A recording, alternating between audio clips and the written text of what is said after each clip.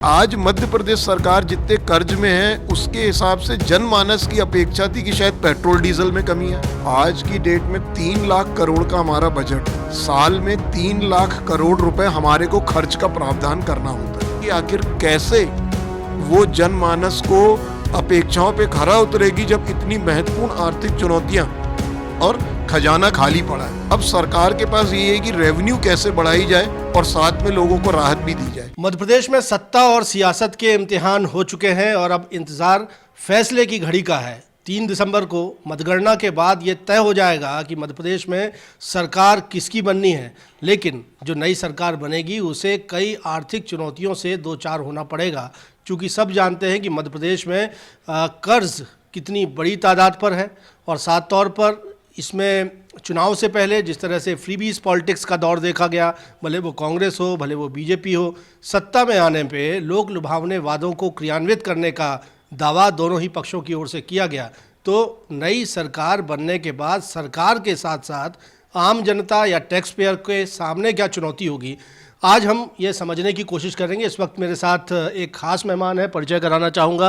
अनिल अग्रवाल जी हैं जो आर्थिक मामलों के जानकार भी हैं। सर, आपको क्या लगता है कि जो दौर राजनीति का हमने देखा है, नई सरकार आने वाली है, किस तरह की चुनौतियां नई सरकार के सामने रहेंगी? देखिए, आप जब भली भांति जानते हैं कि जीएसटी आने के बाद से स्टेट गवर्नमेंट के पास टैक्स कलेक्शन के 4 संसाधन हैं। पहला बिजली, दूसरा पेट्रोल एंड डीजल, तीसरा स्टाम्प ड्यूटी, चौथा लिकर। अब आप जानते हैं कि लिकर सामाजिक बुराई है, इससे कोई पैसा कलेक्ट होना नहीं होना एक बराबर है, क्योंकि इस पे सरकार वैसे भी टैक्स लगा के पैसे वसूलती है। लेकिन आज मध्य प्रदेश सरकार जितने कर्ज में है उसके हिसाब से जनमानस की अपेक्षा थी कि शायद पेट्रोल डीजल में कमी आए, हो सकता है रियल एस्टेट सेक्टर घर के खर्चों में कमी आए, फूड कॉस्ट कम हो, हमारी बिजली की दरें कम हो। बट ऐसी संभावनाएं किसी भी सरकार के लिए अब बहुत मुश्किल प्रतीत होती हैं। अब सरकार के पास चैलेंज यही है कि किस तरह से अपनी रेवेन्यू बढ़ाए, क्योंकि सरकार की जब तक रेवेन्यू नहीं बढ़ेगी वह जनमानस के लिए, जनता के विकास के कार्य नहीं कर सकती। ये समाधानों पर भी हम बात करेंगे, लेकिन स्थिति पहले हम समझना चाहेंगे और दर्शकों को भी बताइए कि मध्य प्रदेश की वित्तीय स्थिति किस तरह की है, कितना बजट है, कितना कर्ज है और क्या चुनौती है। देखिए, आज की डेट में 3 लाख करोड़ का हमारा बजट है। साल में 3 लाख करोड़ रुपए हमारे को खर्च का प्रावधान करना होता है। पिछले बजट के अनुसार 2,25,000 करोड़ की मेरी रेवेन्यूज़ थी। रेवेन्यूज़ का मतलब ये हुआ 75,000 करोड़ रुपए का मेरा डेफिसिट था। यह 75,000 करोड़ रुपए मेरी कर्ज थी। और पिछले 15-20 सालों की स्थिति देखें तो यह कर्ज बढ़ता बढ़ता 3.5 लाख करोड़ का मेरे ऊपर हो गया। और 3.5 लाख करोड़ पे जितना मैं ब्याज दे रहा हूँ वह ब्याज मेरी रेवेन्यू का 40%, मतलब मेरी रेवेन्यू में से 40% हिस्सा तो मेरा ब्याज में ही चला जाता है। तो अब बात ये आती है कि विकास भी करना है, लाडली बहनाओं को पैसा भी देना है, पेट्रोल डीजल के दाम को भी कंट्रोल में रखना है, और साथ ही विभिन्न योजनाओं में सरकार को अपनी किसानों की कर्ज माफ़ी है, चाहे और SC ST का मामला हो, सभी में पैसा देना है। तो ये पैसा आखिर आएगा कहाँ से? जब इतने बड़े कर्ज में ऑलरेडी डूबी है सरकार, तो रेवेन्यू आएगी कहाँ से? और रेवेन्यू आएगी, फिर वही बात घूम फिर के आती है कि रेवेन्यू हमारे पास जो आती है वो पेट्रोल डीजल लिकर या टोल टैक्स के जरिए आती है। तो आदमी, जो जनमानस अपेक्षा कर रहा है इस सरकार से कि भाई हमको राहत तो मिले, तो राहत ये कैसे मिलेगी? सरकार के पास पैसा हो तब तो मिलेगी। जब सरकार के पास लोगों की सैलरी देनी है, अपने गवर्नमेंट एम्प्लॉयज़ के खर्चे हैं, गवर्नमेंट ऑफिसर्स के खर्चे हैं, इनके लिए ही पैसा नहीं होगा तो सरकार लोगों को राहत कैसे देगी? और यही चुनौती किसी भी सरकार के लिए महत्वपूर्ण है कि आखिर कैसे वो जनमानस को अपेक्षाओं पे खरा उतरेगी जब इतनी महत्वपूर्ण आर्थिक चुनौतियां और खजाना खाली पड़ा है। तो ये कांग्रेस हो चाहे बीजेपी हो, जिसकी भी सरकार बने, बीजेपी की सरकार बनेगी तो जैसा उन्होंने कहा है कि 3,000 रुपये प्रति माह तक देंगे लाडली बहनों को। कांग्रेस कहती है कि बिना भेदभाव के सबको 1,500 देंगे, और इसके अलावा और भी फ्रीबीज के ऐलान हैं। तो दोनों ही, कांग्रेस हो या बीजेपी हो, दोनों के लिए चुनौतियां हैं।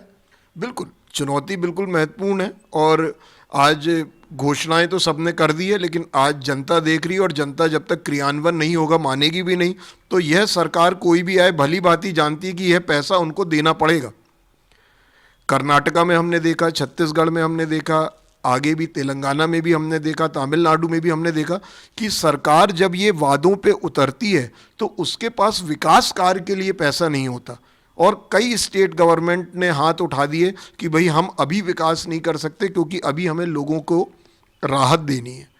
तो इशू ये है कि यह एक महत्वपूर्ण चुनौती है, इसमें कोई डाउट नहीं है। बट रेवेन्यू बढ़ाना, अब सरकार के पास ये है कि रेवेन्यू कैसे बढ़ाई जाए और साथ में लोगों को राहत भी दी जाए। तो अनिल अग्रवाल नई सरकार से जो बनने वाली है उनको क्या सलाह देंगे या क्या मांग करेंगे उनसे? डेफिनेटली मैं यही मांग करूंगा कि प्रदेश का जो इंफ्रास्ट्रक्चर है, प्रदेश का जो माहौल है, एनवायरनमेंट है, उसको ईज ऑफ डूइंग बिजनेस का बनाएं।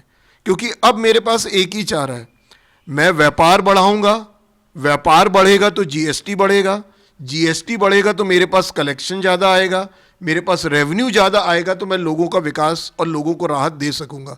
तो नई सरकार कोई भी आए ऐसी पॉलिसी बनाए, क्योंकि हमें इस नई सरकार से बहुत राहत की उम्मीद नहीं है कि महंगाई कम हो जाएगी या पेट्रोल डीजल के रेट कम हो जाएंगे या बिजली की दर कम हो जाएंगी, क्योंकि हम जानते हैं कि जो खुद नंगा है वो दूसरों को कपड़ा क्या पहनाएगा। लेकिन आज उसके लिए तथ्य यही है कि हमको व्यापार में ग्रोथ करनी है। हम ऐसी पॉलिसीज लाएं जिससे व्यापार बढ़े, व्यापारी बढ़े, टैक्सेशन कल्चर बढ़े और वही सरकार को राहत दे सकती है। यही मेरी सलाह है। तो आप हैं अनिल अग्रवाल, आर्थिक मामलों के जानकार हैं और ये कह रहे हैं कि सरकार किसी की भी बने, कांग्रेस की बने या बीजेपी की बने, आम जनता पर महंगाई का बोझ जो है वो कम तो नहीं होगा, बल्कि जब लोक लुभावने वादों के क्रियान्वित करने के लिए पैसे की आवश्यकता सरकार को होगी तो कर्ज का बोझ जो है आम आदमी टैक्स पेयर पर ही बढ़ सकता है। हालांकि नई सरकार को वो सलाह ज़रूर दे रहे हैं कि वो ईज़ ऑफ डूइंग का रास्ता अख्तियार करें, राजस्व के नए स्रोत तलाशें, तभी जाकर इन योजनाओं को भी पूरा किया जा सकेगा और विकास कार्य भी हो सकेंगे। लेकिन इतना साफ है, सरकार किसी की भी बने, कुछ मुश्किल महंगाई के मद्देनज़र, टैक्सेशन के मद्देनज़र आम आदमी की बढ़ सकती है। आप क्या राय रखते हैं हमें कमेंट करके ज़रूर बताएं। हमारे चैनल IBC24 महाकौशल को सब्सक्राइब ज़रूर करें। कैमरामैन सतीश सराठे के साथ विजेंद्र पांडे, IBC24 जबलपुर।